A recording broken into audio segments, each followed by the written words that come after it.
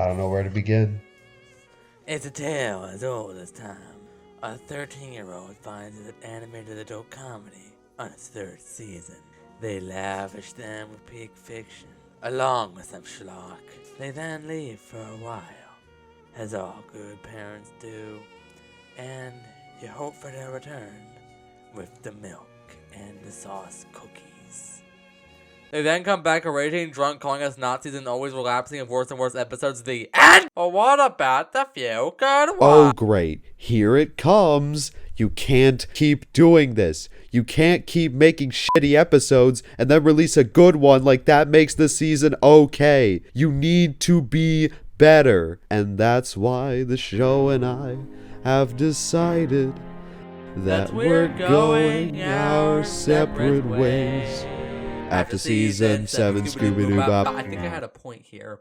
You want to just talk about the episodes now? Yeah, okay.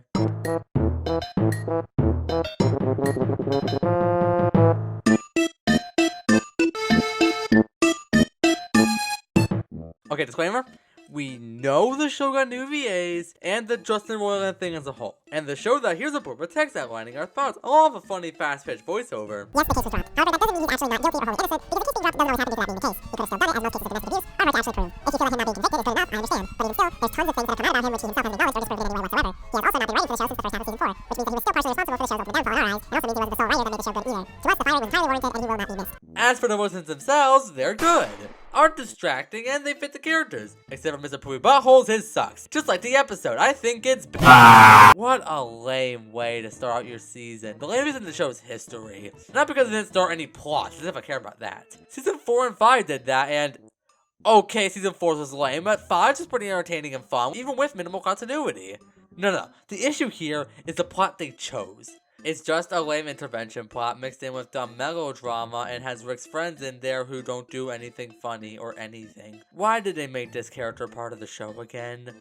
Like, he was just fine being a post-credits thing. Why bring him in as a whole-ass character with an arc? I'm thankful they don't spend too long on PB crashing at the house, but they continue the plot he had in the credits and it's just not funny or interesting.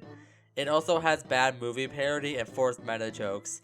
This is why we're having the 2 Christmases! Hugh Jackman is here, and it turns from casually unfunny to a bad Simpsons episode.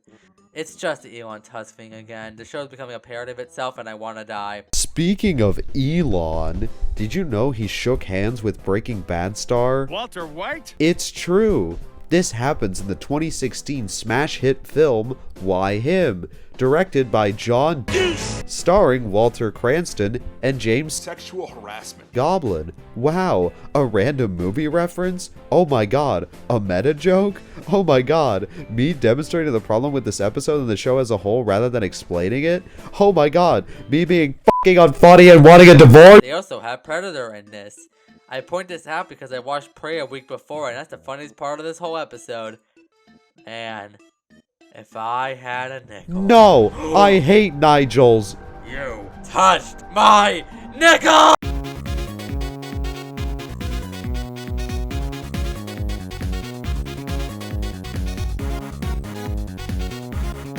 Wow.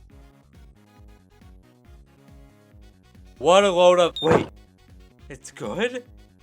Maybe the show will be... Oh great, here it comes. You can't keep doing this. Patterns aside, yeah, this episode is pretty good, and one that dissects a sci-fi trope by adding an interesting twist and good character death. It's like I'm back at season 2. Not that this episode is anywhere near the peaks of which, but fuck it, I'll take what I can get.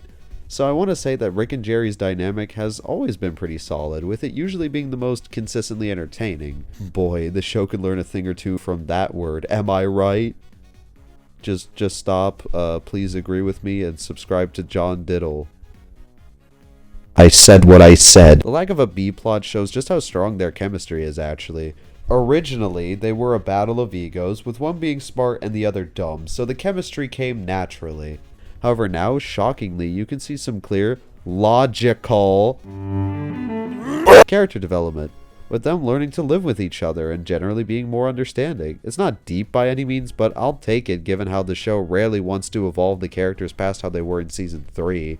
I actually think the jokes are probably the highlight, though. with some actually clever ones combined with simplistic, stupid ones representing the two characters. And they don't drag on for way too long, due to them wanting to smell their own comedy farts. Also, the end tag introduced a new serialized story without referencing that they did that. Epic. Can't wait for the next one to be just as good, and canonical, and epic.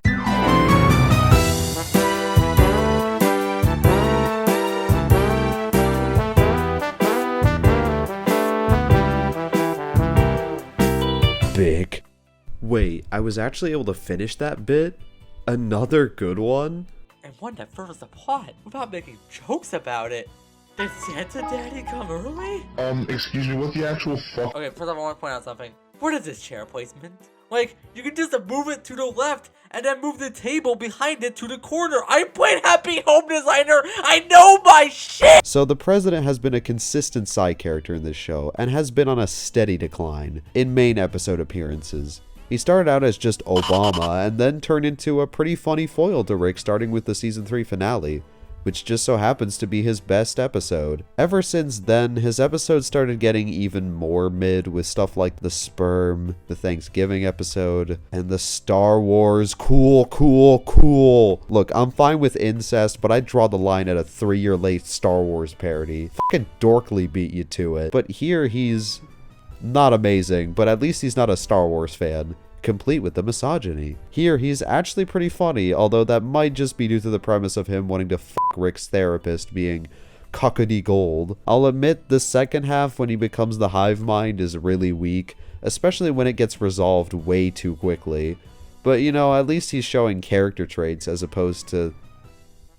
Yuck. Bro, why is Keith David still here? We do not deserve his presence. Also, I wrote Keith Richards in the script, and I hate my life. I like this episode as a Rick solo adventure this time around. He's able to get some funny lines here, the one with Scientology being my favorite, whilst getting a little bit of insight to his view on relationships. Which, yeah, Unity's here. And it's not only a clever continuation of the plot almost a decade old. What year is this? By having a reason she's gone, not only be funny, but also make sense. But it's just a nice way to continue Rick's development. For good this time. Though if I'm were to complain about something here, the addition of Wong can lead to over-explaining what Rick's going through. Don't get me wrong, we're just not picking Rick bad. I actually do like that this character is getting more attention these later seasons. But I feel her inclusion here does do a little more telling to the audience what the character development is going on here, rather than the show just showing it or having the audience pick it up on themselves. But her rejecting the literal president was an epic move. Kino. Veronica? Speaking of rejection, the ending to this episode is surprisingly really great. Like, it's quiet, subtle, doesn't beat you over the head, but you can still tell what Rick is feeling. And his reconciliation with the president is also kept chill with little jokes, showing this show can do these kind of moments well when it wants to. Overall, this was a good one. Nothing incredible, but hey, we got 2 good ones in a row. Once again, that doesn't mean anything to us because a 2 streak is not impressive. So really, the next one's gotta be shit, right? Come on, Alota, I bet you $20 on it. 20? Pablo? That's f***ed up.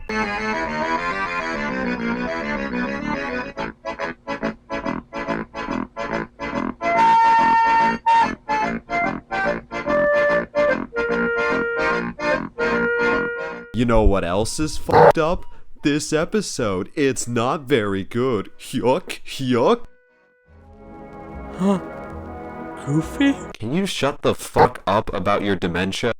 Okay. Let me just say that this episode has one of the wildest openings in the show's history.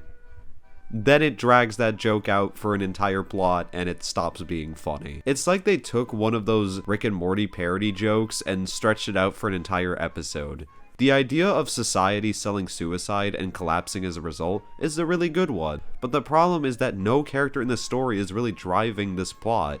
If you take a look at season 2, an episode like Morty Night Run not only is the montage of someone's life way shorter, it also did the idea of Morty fucking up due to his virtuous morals a lot better. Mostly because Morty wasn't made cynical yet, but that's not important right now. And it did it better because Morty actually drives the plot by his actions. And those actions tie into his character of wanting to do right but not being able to. Here, Morty only starts the plot by not being okay with eating gabagool, and then when he admits to doing that, the president calls him, and the president is the one to ruin the planet. Morty doesn't cause anything in this episode, aside from confirming that they can sell the suicide spaghetti, which could have been done by any character. Hell, Jerry or Summer doing it would have been funnier and made more sense. And I would be fine with a more plot-focused episode, but the plot here is very shallow and only really works as an opening gag. I feel like this episode's main problem for me is the pacing. It's similar to the last episode 4 in that it focuses on a premise that overstays its welcome. And it really could benefit from a B-plot because god does the humor become dull during the second half.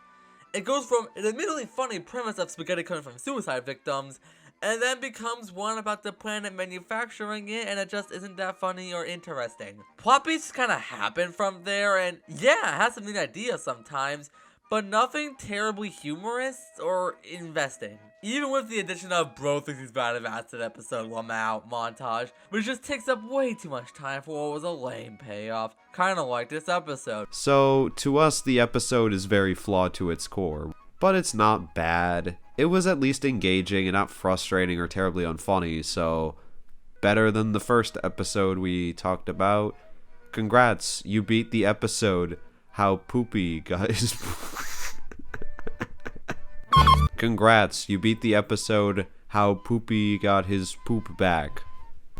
Clap. By the way, I found this article and it's way better than the actual episode. Car crash, guts, suicide, bolognese.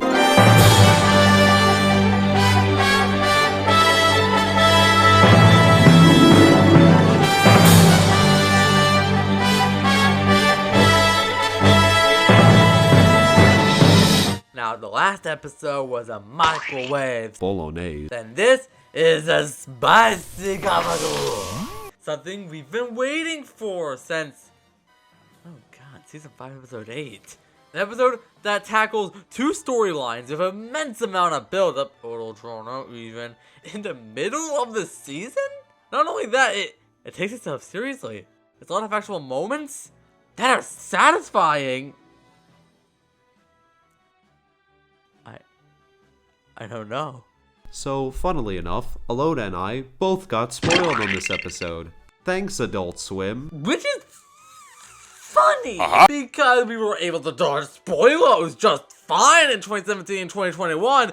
But what I'm actually happy in life. To start off, Evil Morty is at his best here in my opinion. Having him be neutral and help our main duo gives him way more depth than if he was always the central antagonist. As cool as his character is, he was always relegated to reveals, which made finally getting his backstory alongside him being allowed to finally be more of his own character incredibly satisfying. He ties in really well with our main Rick this episode because he similarly got his revenge on a Rick, and yet he was still unsatisfied, and thus the only thing he could still do was leave his presence altogether.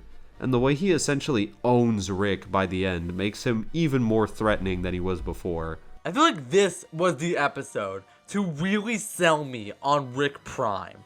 I love the way he's portrayed here. Having the aspects our Rick does, his snarky quips, pessimism, and overall apathy, but fuses it with a aggressive nihilism to everything he does. The way he commentates on everything in this episode and uses Rick's traits against him makes for such an entertaining presence to see on screen.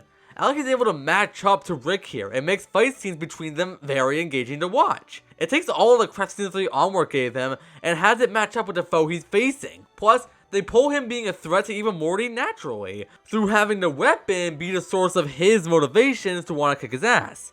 It makes for a clever team up and a satisfying defeat for both parties, with Evil Morty having the advanced arsenal to knock him out and render him powerless, and have Rick himself be the one to strike the multiple killing blows, while Prime Rick is taunting him into progress. It's so good. For what was their second major villain defeat, it's done amazingly. Speaking of which, the callback at the end of the episode is incredible. Not only through the amazing shot composition and song choice, but through the parallel it has to the one Morty had in season 1. Rick isolated himself because every time he got close to someone, he ended up facing tremendous pain. He considers getting close to people a toxic trait thanks to that. Now he has to face the personification of that pain, beating the literal shit out of it till it dies. Something which shatters his world since most of his life has been dedicated to this. What does a man do after he has no reason to isolate himself anymore? Well, I think the end tag gives us the answer. We see Slowy Boy's wife after he got killed by Rick Prime. An already great moment, as seeing the biggest piece of shit actually get sad about someone as dumb as Slowy Boy dying is pretty funny, but this end tag makes it even better. At first, it just looks like the joke is that the wife has the same backstory as Rick, haha, funny, until it shifts and she actually falls in love with someone again, showing what Rick could have had or maybe will have. Now, I could be annoying and say, ha, aren't I a hipster douchebag analyzing Rick and Morty so seriously, hee hee hee, but the episode wasn't meta, so I don't need to be meta either. And you know, John, for the first time in this Ricklationship, I have a good feeling about this next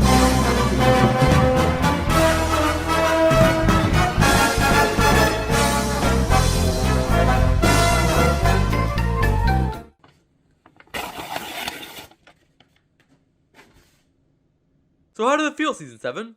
When you fucked me? Of course. Right when we started to have hope that this season would pick up, they decided to make a shitty anthology episode. Just like my dad, but at least he cares about the milk and the sauce cookies. Where to even begin? Listen, I don't mind anthology episodes on paper. They can actually be quite good. Dan Harmon has shown that plenty of times on Community, but also on this very show. Now, the first anthology they ever did was, of course, Interdimensional Cable, which became pretty iconic due to how creative it was to have fully improvised bits in a show like this. The sequel is a little more lame as a result due to the fact that you already know what you're getting into, which takes away from the comedy. Since that was the case, they tried a different anthology approach, Morty's Mind Blowers, which is debatably better than the previous ones. Congrats, Season 3, you did one thing better than Seasons 1 and 2. Ah, add that one to the tally. The reason Morty's Mind Blowers works for us is not only because the jokes are more structured, making the episode a lot kinder on rewatches, but also because it was focused on the actual main cast, which meant that we could get insight into their dynamics, which makes the episode more engaging. Don't get us wrong, it only beats the A plot of Rick Minutes because that episode knew to throw in something called character drama and plot. But it still managed to be a fun little side hustle and at least had some moving plot in there to keep it interesting. Wow, Rick and Mortars, it's so impressive that you were able to fit all of that into your first 3 seasons. Doubly so that you can't do it now. This episode has nothing. No sauce, no substance, no fucking, no nothing. The theme is paper thin, as in they give up on it halfway through, because just like this Ricklationship, commitment is hard. It's just non sequiturs the whole way through, maybe 5 of which are actually funny. Rick really became a family guy. Rick and Morty. The Watchers, who by the way are already copyrighted characters, are super annoying for no reason. And the episode points out that they're annoying, just like how it points out everything else, because they know this episode sucks. You have no idea how close I am to spilling my floor with bolognese. You know, I would have been fine with this one if it came after episode 1 of this season. Maybe even 2 or 3, but not after such an amazing episode, which they pay the smallest lip service to. I really hope they flesh out Rick's development and don't gloss over it until it's convenient, which seems to be what they're doing this episode. Our relationship died and all I got was this evil churro. You know the shittiest thing about all this? Is that season 1 cable episode gave us more plot than this episode gave us its entire 22-minute run. I mean, how hard is it to add a plot for us? Season 1's plot wasn't even that big. We're your fans. All we had was you.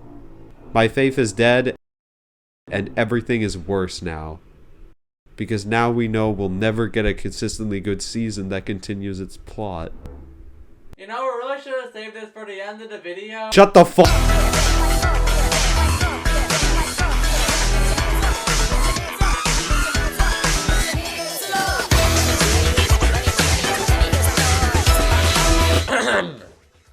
Johnny and Elodie both love you a lot, but Johnny and Elodie are untying the knot. Doesn't two-bedroom sound really, really fun? Cause Johnny and Elodie are f***ing done! That sucked! Fucking hell! God, what a frustrating one. A horrible premise, which essentially repeats the same joke way too many times, with a pinch of that good old incest. Okay, not really, but he's coming out of her stomach, so I'm still uncomfortable. Which describes the first half pretty well. It is awful. Some of the most annoying shit this show has ever put out. How did we get 2 summer-based episodes which repeat a joke/movie reference over and over with a crime twist to it? This shouldn't be a pattern, guys. 2 nickels! I still hate Nigel's. Yeah, the first half consists of Summer and Morty fighting in the exact same way we've seen them fight in every single season before this. You'd think they'd do something else with them, or Summer for that matter. Seriously, the writers are completely wasting her character, and have been for so long. It seems to me that after they moved away from Morty's school, a place where she shined, they just had no idea what to do with her. Season 3 at least tried with the amazing Season 3 premiere, which might be her best episode, and then after the mediocre divorce plot, they gave up. They either make her a background character in the family scenes, or just give her the worst plots. Fucking Die Hard. Which sucks, because in those side plots they give her, she is shown to have more character than the first 2 seasons. Especially when she has to fight for the 2 main leads. But it feels like they had to add this one monkey's paw in it to make these episodes shit. No different here. I mean, they do have this good moment with Rick where he explains to her why he makes her do work and not Morty, which is a good explanation if it weren't for the fact that to make it work, they had to completely undermine Rick and Morty's relationship to Rick seeing Morty as a pet, which, after all the development both of them have gone through, is a complete joke. Overall, this one's pretty mid. It had a couple good gags, but feels like a bad Season 3 episode with Season 5-isms sprinkled in. Cool.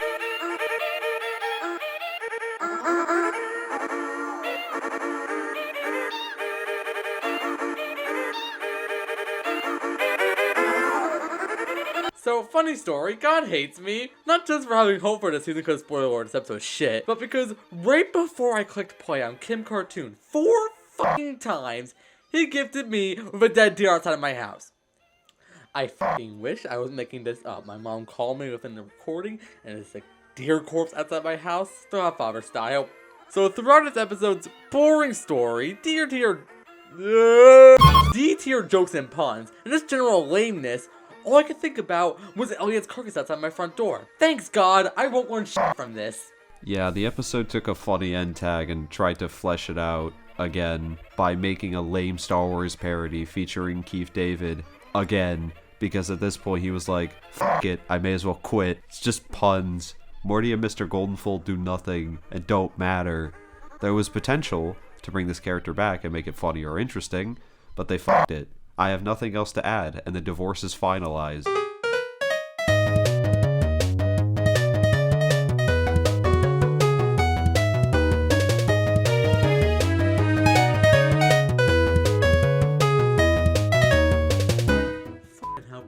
Why do you keep doing this to us?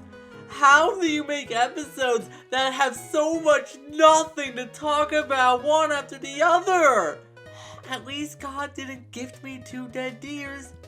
Just dead hope. Like the Pope, who was the worst part of this episode. Did they just give up writing after episode 5? Why do we bother? Okay, for like actual segment stuff, and I'll speak for John here because he has a cold and can't bother. That's right. I'm allergic. To what? This show's bullshit. The beginning was actually kind of alright, with Bigfoot being surprisingly funny for a bit, and the Valhalla stuff being the most whatever since some season 4 and 5 episodes, take your pick. And then Popey showed up and I hate everything. And then Popey Ball or something, they released Bigfoot, thrills and laughs, kill me. Now to check on John. Now, would you actually believe me if I told you this next episode is actually really good? Like, would you actually believe me if I told you this next episode was really good? Like, would you f***ing believe me?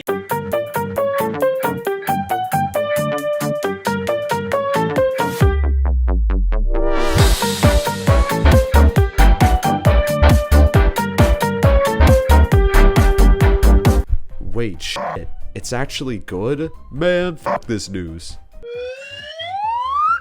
In fact, it's one of the best non-plot related episodes of the show thus far. Now, I could go over how much of a punch in the dick it is to see this after a majority of garbage, but that's what the conclusion is for. Let's talk about the episode itself, which is insane. At first I thought it was gonna be shit. The premise seemed so lame. I mean, this show is sci-fi. Why in the name of all that is the Popey would you use this Goosebumps premise for an episode? Then Diane came back. Okay, that's genuinely huge. And the dialogue she has with Rick is so interesting. And it's super engaging watching Rick and Morty try to figure out what their actual fears are that are keeping them here. I was still kind of on the fence, especially when the villain started monologuing and expositing why it loves Rick and why it wants to kill him. Explaining the message in the process gave me big Pickle Rick vibes, which I'm not a huge fan of. Morty finds his own fears in the hope of saving Rick as he's dying. It seems to work, and yeah, there are a couple more gags of them trying to escape the hole, but I was convinced that it was wrapping up, determined to say it was good, but not amazing. Then Morty started getting older, and yeah, okay, this was just another bit, haha, very funny show. You're not even in the hole, are you? Thank you for visiting the fear hole, Morty. Your fear of relying on Rick has been delicious. Dear God! I cannot stress how much this single reveal makes the episode a true masterpiece. For one, Morty finally got an episode exploring his character again in an interesting way. Genuinely haven't seen that since Vat of Acid. He's been sidelined pretty damn hard in his own show for a while now. Hell, even in the best episode of the season, the one major problem we have is that he was shafted from that narrative. This is great to see as a result. But the main thing that makes this twist work is how it recontextualizes the rest of the episode. That villain speech I criticized earlier, turns out that it was all to make Morty try and find his fears because he was clearly unfazed by the whole before that point, suddenly making this one of the best villains this show has ever had. And it wasn't another version of Rick or Morty. Wow, see, that wasn't so hard. It's also kind of funny how this episode pulls the whole the nicer Rick being a faker twist better than the last season, because here it's self-contained and makes sense. Fuck you, season 6. Overall, fuck it. Yeah, it's good. It's good. However,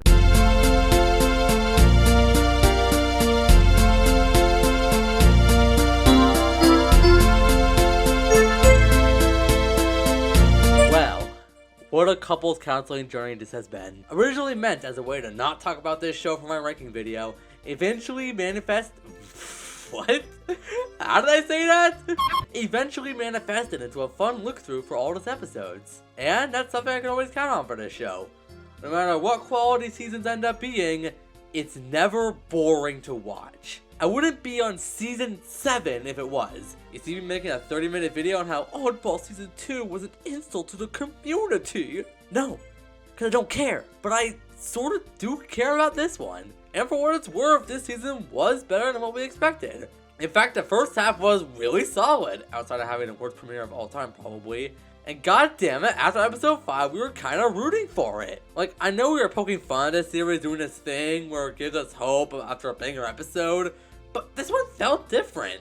Outside of the episode in general, this season felt like it was going to diverge from the usual quality. Rather it be through the loss of one of the major names, or the feedback last season had in general. It felt like the series finally knew that it wasn't invincible. Thus, it has to try more to get people back.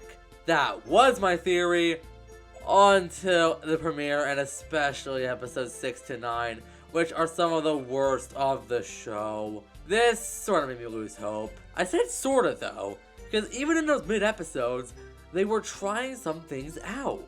Fuck it, man. Regardless of quality, they all have an identity towards them. They have new aspects, which can be said about this new season as a whole. This was the first season to not do B-plots for the majority of it. Have episodes about the titular characters, make episodes about other characters, and bring some back. I can respect what the season was trying, but it still has the pattern season 5 and 6 had, in that they could never have a good thing going. It could be because they don't know where to go with the story from here, or that the episode mandates are too big for the series to try to focus on one. Either way, It's evident that this series has a problem with pacing out their arcs. Even the misadventures are still extremely hit or miss, with the misses either being forgettable or awful, both equally shitty to experience. And no, we're not opposed to the more episodic stuff.